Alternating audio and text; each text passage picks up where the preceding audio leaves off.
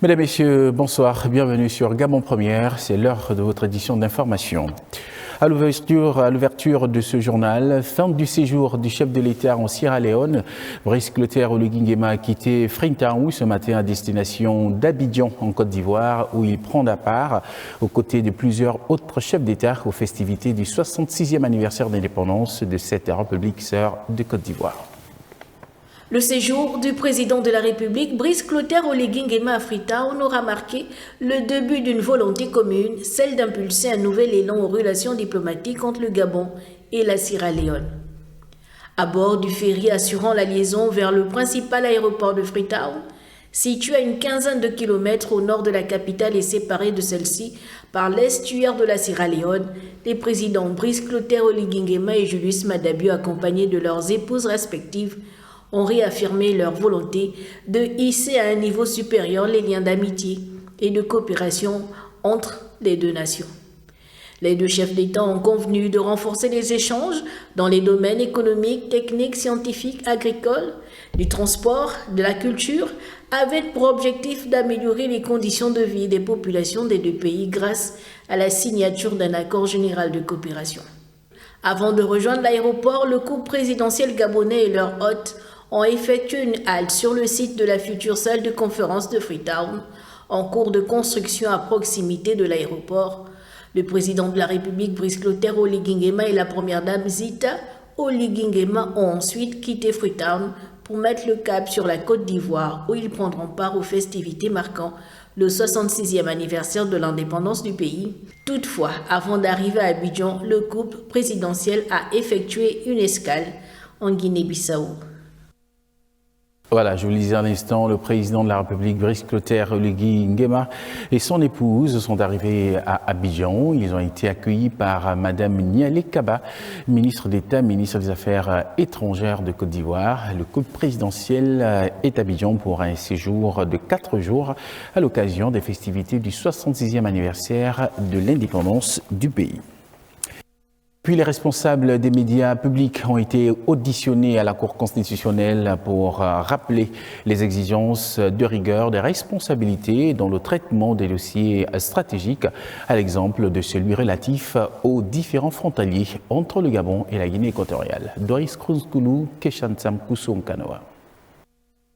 Entouré des juges constitutionnels, des juges assistants, du greffe, des principaux responsables de la haute juridiction, le président de la Cour constitutionnelle, Dieudonné Abaono, a reçu les responsables des médias du service public en présence des membres de la haute autorité de la communication.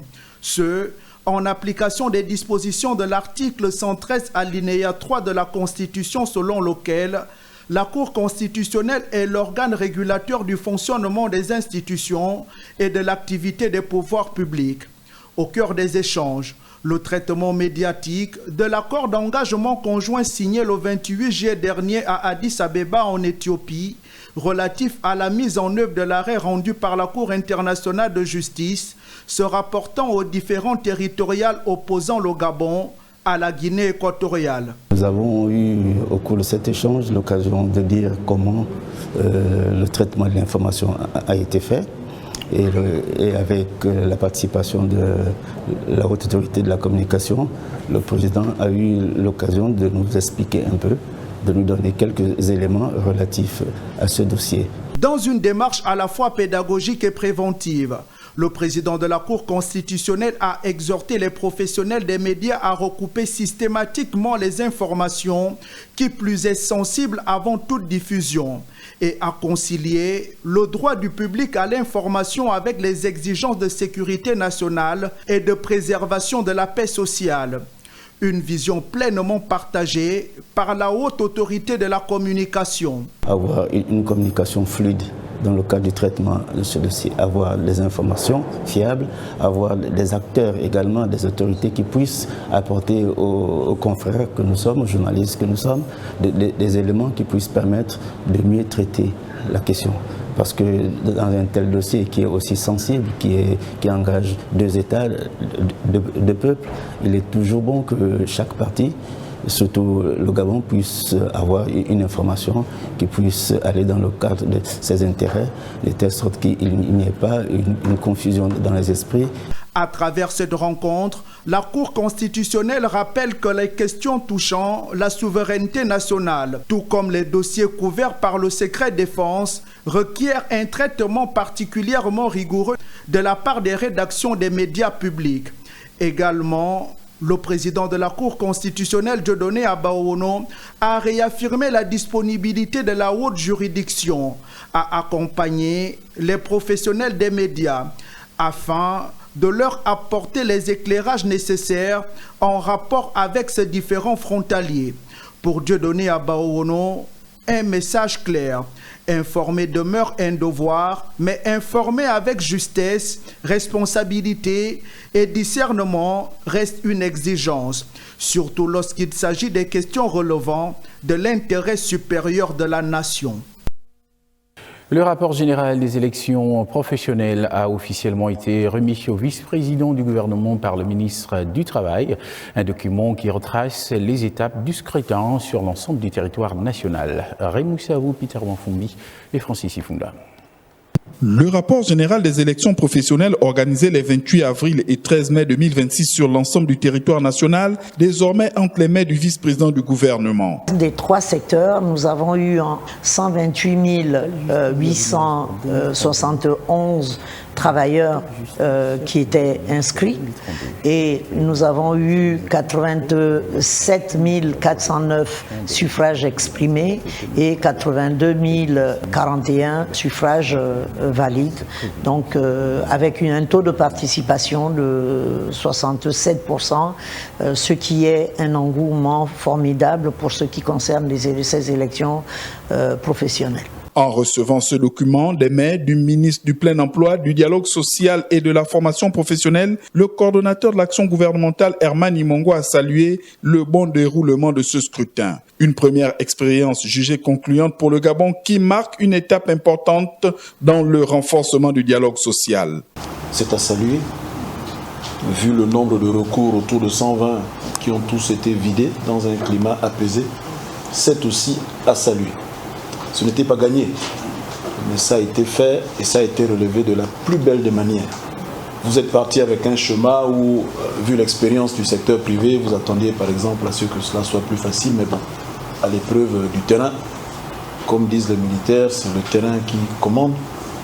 Vous avez été confronté à des réalités qui sont autres.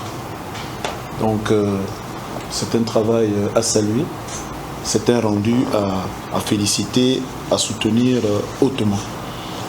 Avec la participation, avec le climat et surtout avec le respect de la norme, ce sont des éléments qui robustent la légitimité de ceux qui ont été choisis pour parler au nom de leur secteur. La remise officielle de ce rapport ouvre désormais une nouvelle phase, celle de l'exploitation des résultats et des enseignements de ce premier scrutin professionnel. L'objectif est de consolider la représentativité des partenaires sociaux et de renforcer durablement le dialogue social dans notre pays. Quelle justice gabonaise pour 2032 est le thème des assises consacrées à l'élaboration de la loi de programmation de la justice 2027-2030. Les dites assises ont été ouvertes ce matin par le vice-président du gouvernement, Herman Imongo. Retrouvons Raymond Savou, Peter Wanfumbi et Francis Ifunda. Cette rencontre marque le lancement d'un processus de réflexion destiné à définir les priorités de la justice gabonaise pour les 5 prochaines années. Le thème retenu, quelle justice gabonaise pour 2032, traduit avec force et clarté l'ambition du chef de l'État de bâtir une justice moderne, performante, indépendante, impartiale, transparente, numérisée, accessible, proche des citoyens et pleinement engagée au service du développement national. La future loi de programmation de la justice devra ainsi constituer le cadre juridique, institutionnel, financier et opérationnel de cette profonde transformation.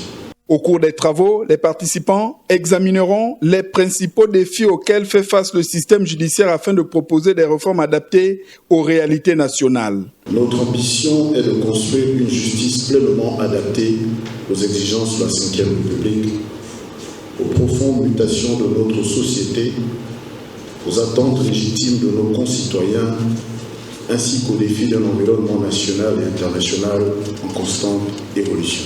Nous devons refuser la résignation, les réponses partielles et l'immobilisme. Les recommandations formulées permettront d'améliorer la gouvernance du secteur, les infrastructures judiciaires, de développer les ressources humaines et de faciliter l'accès à la justice. Une sagesse populaire nous enseigne que la franchise ne consiste pas à dire ce qu'on pense, mais à penser tout ce qu'on dit. Ensemble, faisons en sorte que la loi de programmation de la justice pour la période 2027-2032 soit bien davantage qu'un texte législatif de la Ve République, un texte de plus, un texte de trop. Nous devons en faire une véritable feuille de route stratégique avec des orientations à la fois ambitieuses, réalistes, cohérentes et consensuelles, à la hauteur des attentes du président de la République et des aspirations légitimes du peuple gabonais. À travers cette initiative, le gouvernement réaffirme sa volonté de doter le pays d'une justice performante, accessible et adaptée aux défis de la période 2027-2032. La réflexion sur l'avenir de la justice gabonaise est ainsi engagée. Plusieurs praticiens du secteur judiciaire y prennent part pour définir les orientations stratégiques pour une justice foncièrement impartiale et efficace. Fabiola Mengue et Richard Mobio. Cette rencontre importante vise à doter le Gabon d'une justice plus moderne, performante, accessible et adaptée aux exigences de l'État, de droit, ainsi qu'aux défis du développement économique et social. Les participants ont été invités à privilégier les échanges francs et constructifs afin de formuler des recommandations réalistes susceptibles de servir de socle à une loi de programmation capable de transformer durablement le système judiciaire gabonais. Nous sommes d'abord les enfants de ce pays.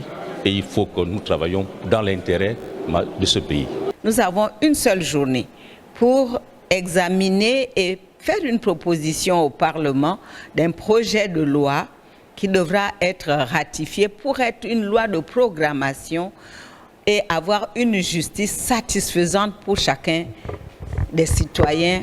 Le ministre de la Justice, garde des Sceaux, chargé des droits humains, Augustin Eman, a rappelé que ces assises s'inscrivent dans les très hautes orientations du chef de l'État. Alors la réforme peut être contenue dans la programmation aussi, parce qu'on peut réformer dans la durée. Donc ce n'est pas du tout antinomique de parler de programmation ou de réforme. Que ce soit tout ce qui concerne les juridictions, donc nos procédures, l'accès à la justice, mais tout ce qui concerne également les hommes et les femmes qui y travaillent. Et c'est aux participants en fait. C'est aux participants de nous dire ce qu'ils comptent mettre là-dedans, puisque c'est pour ça que nous les avons réunis. Le séminaire devra déboucher sur des recommandations destinées à alimenter le projet de loi de programmation de la justice 2027-2032, avec pour ambition de bâtir une justice plus indépendante, plus efficace, numérisée, mieux dotée en ressources et plus proche des citoyens à l'horizon 2032. Place à la formation continue. Il s'agit de renforcer les capacités des enseignants de mathématiques au premier cycle. Cette problématique a fait l'objet d'une séance de travail au cabinet du ministre d'État à l'Éducation nationale. Nathalie Oquet et Richard Mouilou. Au cabinet de travail du ministre de l'Éducation nationale, experts en mathématiques, les inspecteurs, les conseillers pédagogiques. Une réunion pour réfléchir sur les défis du système éducatif. Comment former les enseignants à la maîtrise des enseignements dans cette matière? Si nous voulons vraiment qu'ils aiment les mathématiques, ils doivent tomber amoureux des mathématiques. Ils doivent aimer, ils doivent prendre du plaisir, ils doivent s'intéresser. Parce que s'ils s'intéressent, ils prêtent attention. S'ils prêtent attention, ils apprennent. S'ils apprennent, ils ont des bonnes notes. Et s'ils ont des bonnes notes, ils sont motivés et la boucle continue. Nous devons parler de l'importance de la pédagogie parce qu'on peut être un mathématicien brillant en mathématiques, on le met devant des CP, et il est incapable d'enseigner au CP. Donc il y a la pédagogie, le savoir-faire avec les enfants et changer nos mentalités. Tout enfant est capable de faire les mathématiques et on doit arrêter avec ces dichotomies néfastes qui sont littéraires ou scientifiques. Cette année, les enseignants et les enseignements vont se faire sur l'approche par les compétences au niveau de la 3e, ce qui va amener un changement au niveau des pratiques et au niveau des évaluations. Donc nous sommes aujourd'hui en train de réfléchir pour pouvoir organiser une formation continue à l'adresse des enseignants des troisièmes. La recherche des méthodes pour amener les élèves à s'intéresser à cette matière, surtout avec la réforme en APC qui se poursuit pour les classes de 4e et de 3e. La formation des chargés de cours et conseillers pédagogiques du Gabon vise un seul objectif, l'amélioration du niveau des élèves. Et puis dans le cadre du projet Épicerie 241 destiné à accompagner de nouveaux entrepreneurs gabonais, le pôle national de promotion de l'emploi, la Banque de commerce pour l'entrepreneuriat du Gabon et la Sobraga, la Société des brasseries du Gabon, viennent de signer une convention dans la perspective de favoriser le développement des petites entreprises. Martina Adam-Toulé et Justin Jana. Cette signature de convention tripartite ouvre de nouvelles perspectives à plus d'une dizaine de Gabonais formés dans le cadre du projet. Un accompagnement qui devrait leur permettre de créer et de gérer leur propre commerce. C'est le début de l'aventure pour 10 jeunes entrepreneurs. Cette idée d'épicerie 241 est née il y a à peine un an et on a fait les sélections pour trouver des candidats qui soient motivés pour se lancer dans l'aventure de l'entrepreneuriat. Et aujourd'hui, c'est l'aboutissement. Au-delà de la formation, les partenaires entendent faciliter l'insertion professionnelle par l'entrepreneuriat en donnant aux bénéficiaires les outils nécessaires pour lancer une activité viable. Dès demain, il y a déjà des locaux qui ont été visités, qui ont été déjà identifiés. Donc nous allons mettre ces jeunes, ces compatriotes en situation de travail. Et qu'est-ce qui va changer dans leur vie? C'est un emploi. Un emploi appelle au règlement de ses factures, un emploi appelle à l'autonomisation de la personne, un emploi appelle à la souveraineté économique de notre pays. Pour les récipiendaires, cette initiative est porteuse d'espoir. Elle représente une opportunité de gagner en autonomie financière et de concrétiser un projet professionnel longtemps attendu. Nous bénéficions d'un accompagnement pour trouver le local, l'installation, l'approvisionnement pour tout ce qui est boissons, au niveau de la Sobraga et un accompagnement financier par la BCEJ. À travers Épicerie 241, la Sobraga, le PNPE et la BCEJ affichent leur ambition de faire émerger une nouvelle génération de petits commerçants capables de créer de la valeur et contribuer au dynamisme de l'économie gabonaise. Les 17 familles impactées par le projet de construction du boulevard Essassa Bikele ont reçu des chèques relatifs à leur indemnisation des mains du gouverneur de la province de l'Estuaire, Françoise Dikoumba. Le compte-rendu d'Arnaud Manza et Richard Mobioa. Après la consultation publique tenue à Essassa jeudi dernier, place à la phase d'indemnisation pour les populations impactées par le projet de construction du boulevard en béton armé Essassa Bikele, un geste qui marque le respect des engagements de l'État. Nous nous sommes retrouvés aujourd'hui au gouvernorat pour procéder à la remise des chèques donnant droit aux frais de départ. Ces personnes vont se présenter à la CDC pour pouvoir toucher leurs différents chèques. Nous essayons de mettre en œuvre les très hautes instructions du président de la République, chef de l'État, qui veut que les Gabonaises et les Gabonais soient traités dignement. Une étape qui rassure les bénéficiaires et ouvre la voie au démarrage effectif du chantier. Nous sommes là pour venir récupérer notre indemnisation. Sur le projet construction voie Essassa Bikele, parce que nous tous, en tant que Gabonais et Gabonaises, nous devons accompagner le président dans sa vision. La suite, c'est la destruction des cadres bâtis, des maisons.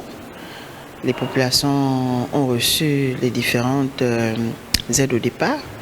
Elles vont s'atteler maintenant à récupérer tout ce qu'elles peuvent récupérer dans leurs anciennes maisons et partir. Et ensuite, voilà, l'opération de destruction va démarrer et puis la construction de la route avec. Avec ce boulevard, le gouvernement poursuit sa politique d'amélioration des infrastructures routières dans le Grand Libreville. Et puis la régularisation foncière à Ovendo, on en parle également dans ce journal avec le lancement ce jour de l'opération officielle de régularisation des parcelles situées sur le domaine foncier communal placé sous l'égide du ministère de Logement et mise en œuvre par la Société nationale immobilière. Stevio Yann Mizui, Ervenzi. Ils ont désormais en leur possession le document officiel qui leur confère le droit de propriété définitif dans la commune d'Ovendo. Je suis rentrée ici le 6 février 2013. J'ai commencé mes démarches en 2007. On nous appelait en quelque sorte des squatteurs. Aujourd'hui, la situation a été régularisée. Je suis propriétaire, donc personne ne peut me déraciner là où je suis. En régularisant les parcelles au profit des Gabonais installés dans un titre foncier relevant du patrimoine communal, les autorités municipales impulsent la dynamique d'une gestion qui répond aux exigences de bonne gouvernance et de l'intérêt général. Notre mission consistera notamment à procéder à l'identification et au recensement des populations et de leurs cadres bâtis, la réalisation des opérations topographiques, la sécurisation des voies d'accès aux parcelles et des émissaires primaires d'assainissement, l'élaboration du plan parcellaire au morcellement des titres fonciers et à l'établissement de l'ensemble des documents techniques nécessaires. La Société nationale immobilière, qui intervient comme un partenaire technique, est appelée à mettre son expertise et sa dextérité pour la réussite de cette opération afin que les bénéficiaires soient sécurisés et protégés. La remise symbolique de ces premiers actes de régularisation foncière de masse marque le lancement officiel d'un processus qui se poursuivra avec méthode, rigueur et équité, jusqu'à ce que tous les occupants remplissant les conditions requises puissent à leur tour accéder à la sécurité foncière. La régularisation foncière de masse constitue l'un des piliers d'un vaste programme de transformation de notre commune. Faut-il le rappeler, un titre foncier est bien plus qu'un simple acte administratif. Il constitue, entre autres, une garantie de stabilité, il facilite l'accès au crédit et permet la transmission du patrimoine aux générations futures. Le conseil d'administration de l'Agence nationale de l'urbanisme et des travaux topographiques a fait le point sur les grands chantiers d'aménagement en cours. Une session consécutive à la régularisation foncière de masse initiée par les autorités du pays. Gaël Mbima-Okoko, Prestine Guayman. 9 points inscrits à l'ordre du jour de cette première session du conseil d'administration de l'ANUTTC. Principalement, le bilan à mi-parcours de fonctionnement de l'agence pour l'exercice 2026, ainsi que l'adoption du budget de l'exercice écoulé. Le dossier majeur de cette rencontre reste la régularisation foncière de masse initiée par le président de la République, Brice Clotaire Oligui Nguema. D'ici quelques jours, le ministre de tutelle fera la communication qui se doit sur ce travail gigantesque qui a été produit en quelques mois. Et avec la directive présidentielle, nous entendons donc aller jusqu'en décembre pour évacuer, répondre donc à cette grande problématique qui s'est posée aux Gabonais avec la délivrance de plus de 30 000 titres fonciers. Le Conseil a également fait le point sur les grands projets d'aménagement en cours dans le Grand Libreville. Nous avons principalement des activités dans la zone dite la baie de Cochon derrière l'hôpital, vers le quartier La Pairie.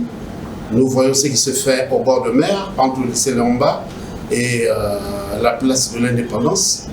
Il y a des activités au niveau du charbonnage. Les administrateurs ont aussi évoqué la question des projets d'aménagement en cours qui s'exercent actuellement au niveau de la commune d'Akanda à Bolokobwe, avec d'autres chantiers au niveau de Kolassi et de Ngontan, dans la commune de Ndoum, où d'ici la fin de l'année, on pense pouvoir livrer plus de 2000 parcelles. Les administrateurs ont salué l'ampleur du travail déjà accompli et réaffirmé leur engagement à accompagner la vision du chef de l'État, avec une ANUTTC présentée comme le principal outil technique de la politique foncière et d'aménagement du territoire au Gabon. Parlons à présent de cette immersion pédagogique dans la zone économique spéciale d'Uncock par des enfants des agents de Comilog qui ont été comprendre la chaîne de transformation des essences forestières. Arnaud Babekoum, Rodolphe Yénévé. La 3e édition de la caravane touristique se distingue par une particularité. Elle accueille des caravaniers d'un âge relativement jeune. Il s'agit des enfants, des personnels de la Comilog, animés par le désir de découvrir le processus de transformation locale des essences forestières gabonaises. Ils ont effectué une visite de l'usine Gabon Roux d'Industrie située dans la zone économique spéciale d'Uncock. Au cours de cette immersion, les jeunes visiteurs ont découvert les différentes étapes de la chaîne de production. de l'entreposage des grumes aux chambres de séchage thermique où le bois est traité avant sa transformation jusqu'au département d'Onstruim, regroupant les ateliers de menuiserie, de vernissage et de fabrication de meubles, sans oublier le showroom où sont exposées les réalisations de l'entreprise. Rien n'a échappé à leur curiosité. Selon la ministre du Tourisme durable et de l'Artisanat, cette visite a pour objectif de permettre aux jeunes caravaniers de mieux comprendre les différentes étapes de la valorisation locale du bois issu des forêts gabonaises. Ces enfants sont venus découvrir justement notre terroir, notre biodiversité, nos richesses culturelles, naturelles. Et donc c'est tout ça la caravane, c'est ce qui est prévu dans cette caravane. Ils sont venus à la découverte. Donc ils ont commencé hier et ils le poursuivront jusqu'à l'intérieur du pays. Comme le veut la tradition de cette caravane, la ministre du Tourisme durable et de l'Artisanat a partagé un moment de convivialité avec les enfants autour d'un repas. C'est dans une ambiance chaleureuse que les jeunes caravaniers ont ensuite repris leur périple à la découverte d'autres sites touristiques et industriels à travers le territoire national. Phase finale de la 3e édition de l'élection Miss Tourisme à Port-Gentil. Nous en parlons dans ce journal. 18 candidates au départ et c'est finalement Mademoiselle Aurore qui a été élue sacrée Miss Tourisme. Les détails avec nos correspondants de Port-Gentil. C'est Mbiri Aurore qui a été sacrée Miss Tourisme 2026 au terme d'une soirée en couleur placée sous le signe de la beauté, de la culture et de la valorisation du patrimoine national. L'écharpe et la couronne de la Miss lui ont été portées dans un geste symbolique de transmission de flambeau par la Miss Tourisme 2025. Âgée de 25 ans, Aurore s'est imposée grâce à un passage remarqué en tenue de ville et en tenue traditionnelle. La fille du Haut-Togoé a également séduit aussi bien le jury que le public par la présentation de son projet intitulé Immersion au village, retour aux sources, lequel consiste en la promotion du tourisme à travers la découverte des communautés locales. C'est avec honneur et fierté ce soir que je porte la couronne de Miss Tourisme 2026. Il faut savoir que je me suis inscrite à ce concours parce que j'avais envie de partager une passion, c'est ma culture. La finale de l'édition 2026 de Miss Tourisme a enregistré 16 participantes. Vice-présidente du comité d'organisation, Marie-Annick Ouangabiye salue le déroulement de la 3e édition dans la capitale économique gabonaise. Je vous assure que ça a été formidable. Je sais que vous l'avez vu, vous avez les images. À Port-Gentil, nous a éblouis. Au fil des années, l'élection Miss Tourisme s'impose progressivement dans le paysage événementiel national. Pour Marie-Annick, ce rendez-vous va bien au-delà d'un simple concours de beauté. Le concours Miss Tourisme Gabon, c'est une école de la vie. Ce que nous faisons, c'est que nous travaillons de manière inclusive. Qu'une fille qui a 25 ans ait 1 ou 2 enfants, qu'elle parte à l'école, qu'elle soit étudiante ou bien qu'elle soit élève, elle vient participer au concours. Présent à cette grande finale, le papa de l'ambassadrice du tourisme et de la culture gabonaise n'a pas caché son émotion. Voir sa fille qui devient la Miss pour le Gabon, c'est extraordinaire. Miss Tourisme 2026 est reparti avec un prix d'1 million de francs CFA et d'autres gadgets. Et puis les moins de 15 ans du Momentum FC, sacré champion du tournoi Bosco à la Bafale, en s'imposant 1-0 face à l'AS Dieudonné du Tchad. La clôture de ce tournoi international de 8 journées s'est déroulée dans une atmosphère conviviale au stade Augustin Monedon de Cibor. Évariste Dotoumou. Il aura tenu toutes ses promesses au bout de 8 journées. Le tournoi Bosco à la Bafale pour la première édition s'est déroulé dans les meilleures conditions qui soient. 2 finales ont clôturé la compétition. D'abord celle de U15 qui a opposé l'AS Dieudonné du Tchad face à Momentum FC. Une rencontre maîtrisée par les 2 formations. Avec du rythme de part et d'autre, l'AS Dieudonné chute en seconde période et s'incline 1-0. Momentum est sacré champion des U15. Nous avons connu une défaite ce soir. Oui. Cette défaite, ils ont donné le meilleur à la première partie. J'apprécie déjà l'initiative. C'est une école, on a appris beaucoup de choses. Donc on va repartir, retravailler. La deuxième finale était aussi épique chez les U17 avec le duel Momentum versus Académie sportive de Douala. Première période 0-0. Mais les Gabonais tombent face à une équipe camerounaise solide physiquement. Score final 2-0. L'Académie sportive de Douala soulève le sac de champion du tournoi Bosco à la Bafale. Nous avons représenté notre nation, le continent, et nous sommes fiers d'avoir remporté cette finale. Le parrain de l'événement, satisfait de l'organisation.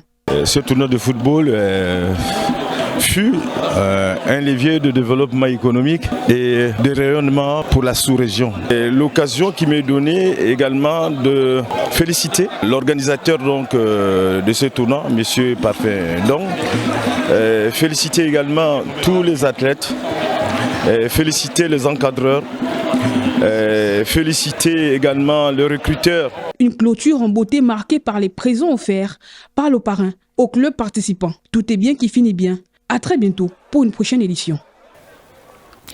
Premier anniversaire de l'Union démocratique des bâtisseurs à Franceville. Les militants de cette formation politique ont communié dans le 2e arrondissement, comme nous le rapporte dans ce reportage Guy Maduepa Sanguetaba sur les images de Joël Adjaï.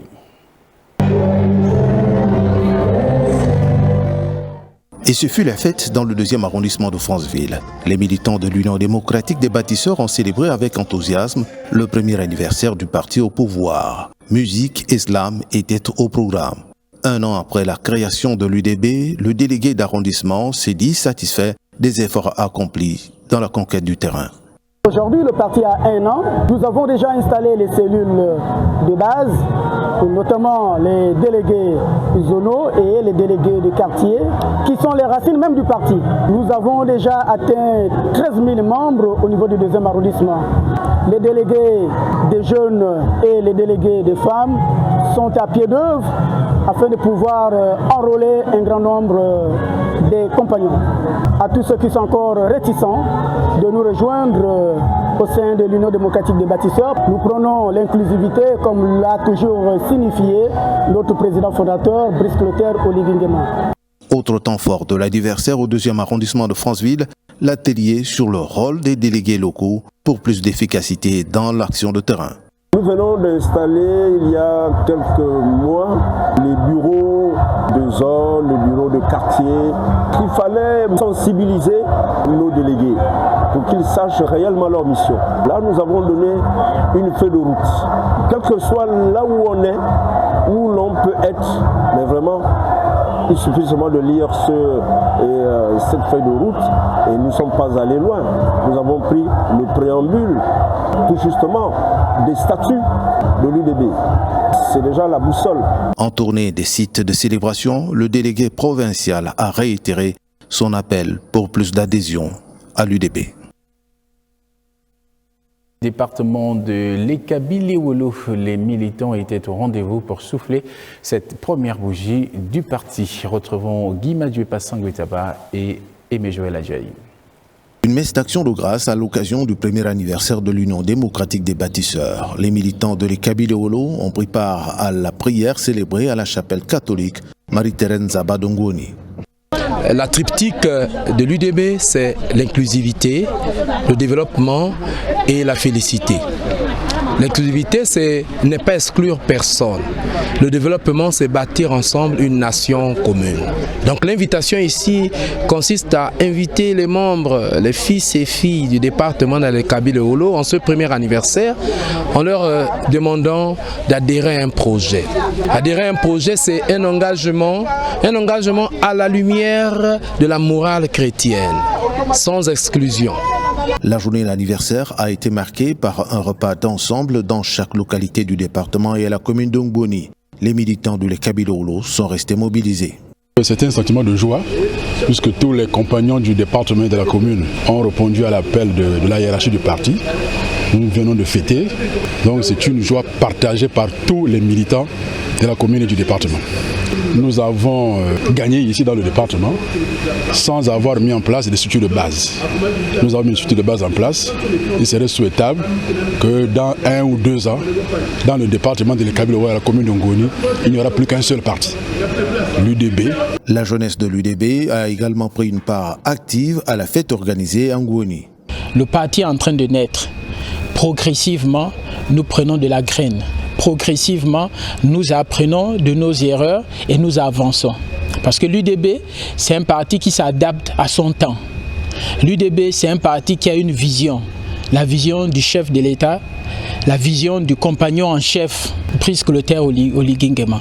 Parti jeune, pour ses responsables locaux, l'UDB compte poursuivre son action d'implantation à travers le département. Voilà, ainsi s'achève cette édition d'information. Merci d'avoir été les nôtres. Je vous souhaite de passer une excellente nuit accompagnée de nos programmes. Bonsoir, à demain.